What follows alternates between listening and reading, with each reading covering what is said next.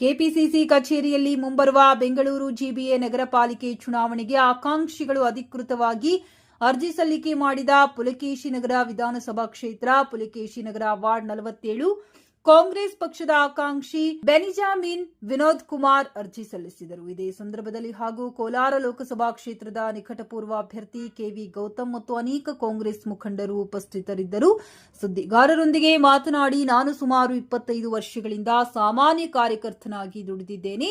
ಈ ಬಾರಿ ನಡೆಯಲಿರುವ ಬೆಂಗಳೂರು ನಗರ ಪಾಲಿಕೆ ಚುನಾವಣೆಗೆ ಪುಲಕೇಶಿ ನಗರ ವಾರ್ಡ್ 47 ಕಾಂಗ್ರೆಸ್ ಪಕ್ಷದ ವರಿಷ್ಠರಿಗೆ ನನಗೆ ಟಿಕೆಟ್ ನೀಡಬೇಕೆಂದು ಮನವಿ ಮಾಡಿಕೊಂಡರು.